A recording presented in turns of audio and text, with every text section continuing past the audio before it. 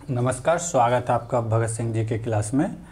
आज हम लोग भारत के संसद व्यवस्था यानी पार्लियामेंट के बारे में जानेंगे। ठीक है, भारत का जो संसद है पार्लियामेंट, ये इसका जननी ब्रिटेन को कहते हैं क्योंकि ये ब्रिटेन बनाया था। भारत का जो संसद भवन है उसने ब्रिटेन के द्वारा बनाया था। लेकिन संसद शब्द जो है ये फ्रांस का शब्द है। संसद किसका शब्द है? फ्रांस का। एग्जाम में यहाँ फंसाएगा कि अगर जननी ब्रिटेन है तो फिर शब्द भी ब्रिटेन का होना चाहिए, लेकिन नहीं, ये जो शब्द लिया गया है संसद शब्द ये किस देश से लिया गया है? फ्रांस से लिया गया है। ठीक है, तो एग्जाम में यहाँ से फंसा सकता है कि संसद शब्द कहाँ से लिया है, तो याद रखना है फ्रांस से लिया गया है। और कहता है कि भारत का संप्रभुता संसद है। इसका मतलब क्या हुआ कि भारत का जो संसद है ये कोई भी डिसीजन, जो डिसीजन इसका होगा वो पूरे देश को मानना ही होगा। जैसे धारा 370 इसी में पास हुआ कि हटेगा तो हटा, पूरा देश एक साथ समर्थन करेगा, क्योंकि यहाँ का जो रिप्रेजेंटेटिव चुना के आता है वो भारत के जनता द्वारा ही चुना जाता है। तो इसका फैसला हम सबका फैसला, तो यहाँ से जो चीज़ पारित हो गया तो कानून बन गया, उसे मानना ही पड़ेगा। और हमारा संसद जो है कि किसी का दबाव में आने वाला नहीं है, या भारत के अंदर के दबाव हो या भारत के बाहर, जैसे अमेरिका ब्रिटेन, किसी के दबाव में नहीं आएगा। क्योंकि 1998 में जब परमाणु परीक्षण किया गया था तो अमेरिका वाला धमकाया था, भारत ने माना नहीं, उसके बाद ही परीक्षण किया। तो ये होता है शक्ति, सांसद की शक्ति यानी देश की शक्ति, ये किसी के आगे झुकने वाला नहीं है। अगर आज ये बोल दे देगा कि UCC लागू होगा तो होगा, यूनिफॉर्म सिविल कोड, सबके लिए एक कानून लागू होगा तो लागू, कोई इसे हटा नहीं सकता। तो यही कहता है संसद की संप्रभुता। आंतरिक संधि का लागू संसद के बिना संसद बिना राज्य के अनुमति के। इस लाइन का मतलब क्या हुआ कि अंतर्राष्ट्रीय संबंध, यानी कोई विदेशी से अगर कुछ संबंध कर रहे हैं, मान लीजिए कि अमेरिका से कोई कंपनी आ रहा है बैठाने के लिए, तो भारत का तो कहीं कोई ज़मीन नहीं है, भारत का सारा ज़मीन तो किसी न किसी राज्य का है। अब मान लीजिए कि नरेंद्र मोदी वहाँ से कंपनी से बात करके आया, ठीक है केरल राज्य में बैठेगा। अब केरल में बीजेपी की सरकार नहीं है, यहाँ की सरकार ये मना नहीं कर सकता है कि यहाँ पे हम एक कंपनी को बैठने नहीं देंगे। वो इसी बात को ये स्पष्ट करता है कि अंतर्राष्ट्रीय संधि का लागू संसद कर सकता है बिना राज्य के अनुमति के। केरल राज्य सरकार की पूछने की भी ज़रूरत नहीं कि आपके यहाँ कंपनी बैठ रही है, राज्य इसमें कुछ नहीं कर सकता। केरल ही नहीं, जितने भी राज्य हैं कहीं भी बैठा सकता है बिना उसके अनुमति के। कौन? सांसद। ठीक है, भारतीय संसद का डिजाइन जो तैयार किया था लुसियन बेकर ने किया था। लुसियन सीनियर है इसीलिए इसका पहले नाम लिखा है। भारतीय संविधान का यानी कि जो भवन था उसका निर्माण 12 फरवरी 1921 को स्टार्ट हुआ था। ठीक है, और ये पूरा हुआ था 1927 को। ठीक, इसका उद्घाटन हुआ था 18 जनवरी 1927 को। उस समय के वहाँ के जो थे वायसराय वो थे लॉर्ड इरविन। ठीक है, उस समय कौन थे? Lord Irwin. भारतीय संसद का इसने तैयार किया।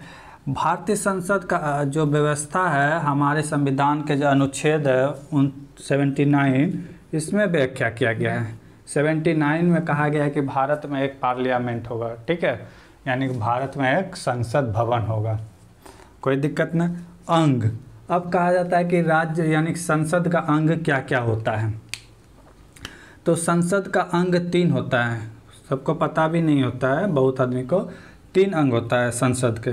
एक तो राज्यसभा, लोकसभा, राष्ट्रपति। राष्ट्रपति भी इन्हीं के अंग होते हैं, किसके? संसद भवन के। ठीक है, कौन कौन होते हैं? राज्यसभा, लोकसभा और राष्ट्रपति। 3 अंग होते हैं संसद भवन के, राष्ट्रपति, लोकसभा, राज्यसभा। ठीक है, अगर सदन की बात की जाए, सदन मतलब घर की बात किया जाए, तो कहा जाता है इसमें 2 सदन होता है, एक लोकसभा, एक राज्यसभा। इसे निम्न सदन कहा जाता है, इसे उच्च सदन कहा जाता है। निम्न सदन, उच्च सदन। इसे निम्न सदन, इसे उच्च सदन क्यों कहते हैं? जब आप लोकसभा और राज्यसभा पढ़ेंगे तो वहाँ पे जानेंगे डिटेल से, ठीक है। यहाँ पे सिर्फ ये जानना है कि लोकसभा को निम्न सदन कहा जाता है, राज्यसभा को उच्च सदन, वहाँ पे जानेंगे क्यों कहा जाता है, ठीक है। तो ये बातें अब कहा जाता है कि इसके जो संसद भवन के जो सदस्य होते हैं उसे सांसद कहते हैं। उसे क्या कहते हैं? सांसद कहते हैं।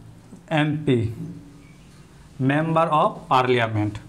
हमारे देश के बहुत सारे आदमी को इस बात में बहुत दिक्कत होता है, संसद और सांसद।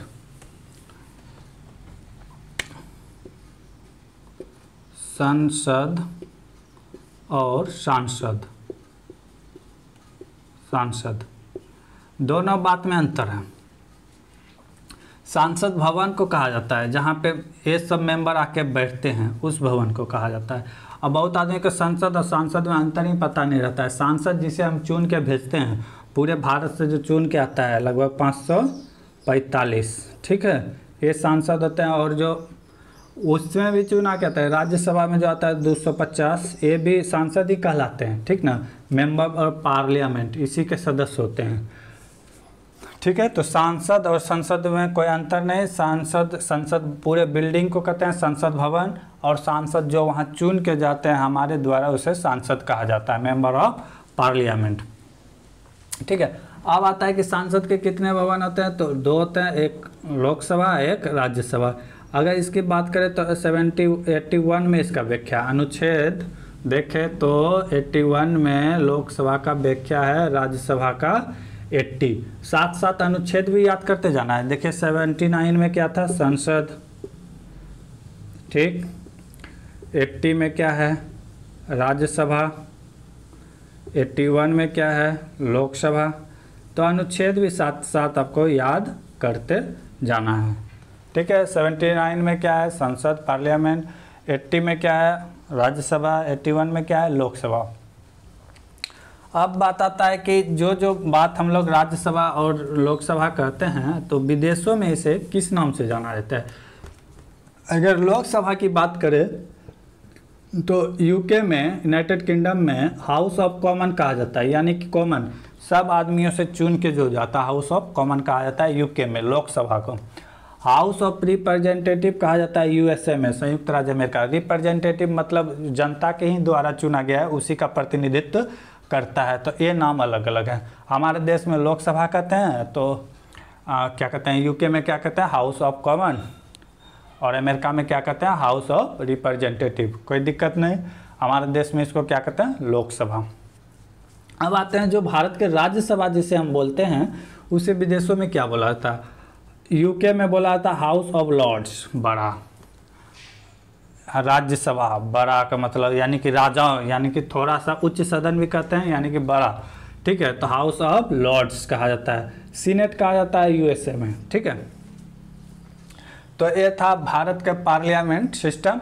अब देखेंगे कि थोड़ा सा कि नया पार्लियामेंट जो बनाया गया और पुराना पार्लियामेंट में अंतर।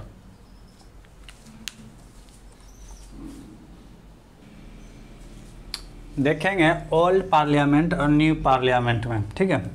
थोड़ा सा संसद भवन के बारे में और जानेंगे। जैसे मान लेते हैं ये संसद भवन है, ठीक है।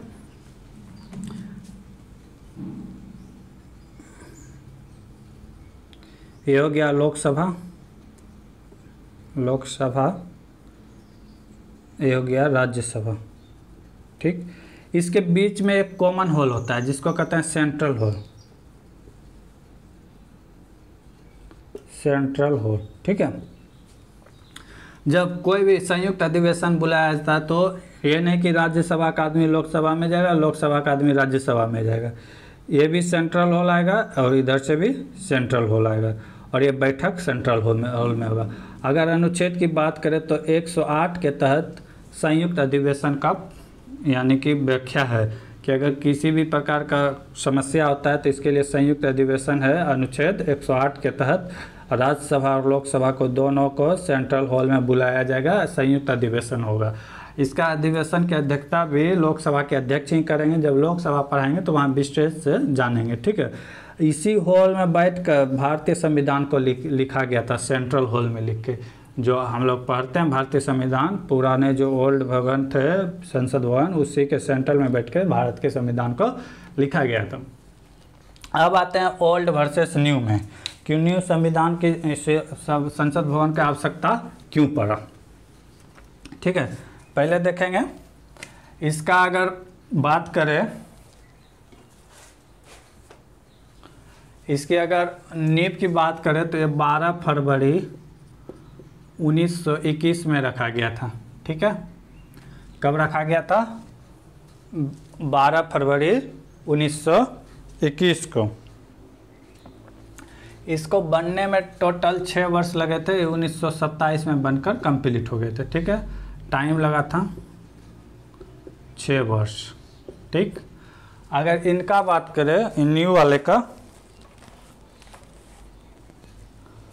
न्यू वाले की बात करें तो इसका नींव रखा गया था यानी कि 10 दिसंबर 2020 को।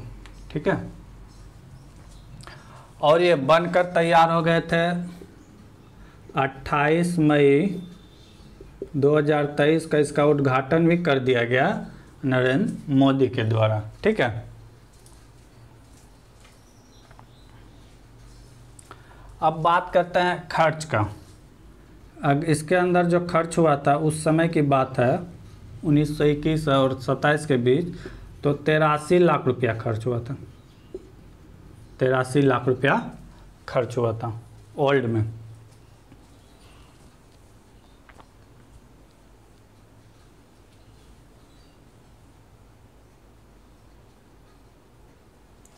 अगर न्यू की बात किया जाए तो इसमें खर्च आया था 970 करोड़, 970 करोड़ रुपया इसमें खर्च आया था। ठीक है, तो ये सबसे बात नहीं है, बात है क्या जो है बाद में बात, उसमें चलते हैं।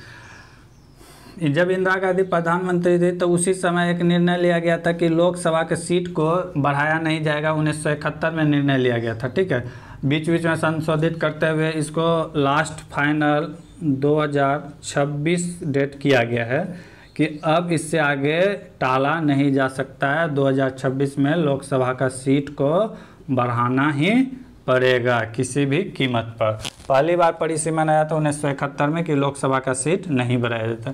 नहीं बढ़ाने का कारण था कि कुछ राज्य का जनसंख्या बहुत तेज़ी से बढ़ रहा था, कुछ राज्य की संख्या बढ़ रहा था लेकिन मध्य गति से। अगर जो राज्य तेज़ी से बढ़ रहा था जिसका जनसंख्या, तो वहाँ अगर 10-10 लाख में अगर एक लोकसभा का सीट देगा तो सबसे ज़्यादा सीट हो जाएगा। ऐसे 2-4 राज्य में अगर किसी पार्टी का कब्जा हो गया तो सरकार बना देगी। छोटे छोटे राज्य में जनसंख्या बहुत धीरे धीरे बढ़ता, तो इसी कारण इसे रोका गया था। बीच बीच में देखा जाता था जनसंख्या के माध्यम से कि क्या जनसंख्या में ग्रोथ हुआ है। जैसे यूपी, अगर यूपी का लिया जाए, अभी 22 करोड़ आबादी है, अगर 10-10 लाख में दिया जाएगा तो 220 पार्लियामेंट का सदस्य यहीं से आ जाएगा। और जैसे बिहार लिया जाए 11 करोड़ है तो 110 यहीं आ जाएगा, तो यानी कि 310 तो ये 2 राज्य से आ गया। अगर ये 2 राज्य में पकड़ बना लेगा तो आराम से सरकार बना जा सकता था, इसीलिए इसे रोका गया था 2026 तक। ठीक है, 2026 में जो रोका गया था, तो 26 में जो रोका गया कि 2026 तक कोई भी राज्य का लोकसभा का सीट नहीं बढ़ाया जाएगा। ठीक है, क्योंकि लोकसभा का सीट बढ़ाते जा रहा है। जब भारत पाकिस्तान से अलग हुआ था उस समय 299 था, अभी वर्तमान में कितना है 545, मैक्सिमम 552 है। तो ये 7 क्या है ये बताएंगे जब लोकसभा पर आएंगे तब, कि ये 7 सीट कहाँ है, क्यों नहीं लिखा जाता है, क्यों नहीं इसमें चुना होता है, इसके बारे में विस्तार से व्याख्या करेंगे जब लोकसभा पर आएंगे तो। ठीक है, तो सीट तो बढ़ी है, तो सीट बढ़ा तो उसी आधार पे, जनसंख्या के आधार पे। जैसे जैसे जनसंख्या बढ़ता 10-10 लाख में एक यानी कि पार्लियामेंट के मेंबर खड़े हो जाते।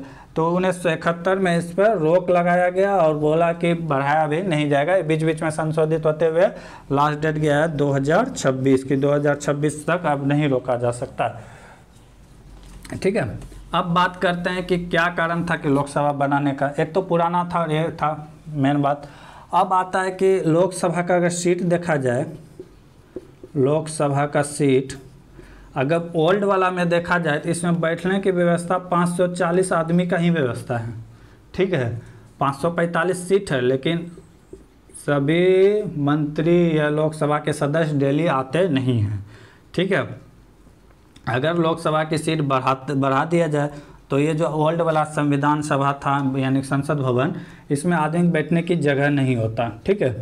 तो इसके कारण जैसे राज्यसभा की बात किया जाए, राज्यसभा की, तो इसमें 250 से ज़्यादा नहीं बैठ सकता था, ठीक है। जबकि लोकसभा का सीट बढ़ेगा तो कुछ ना कुछ राज्यसभा की बढ़ेगा, ठीक है।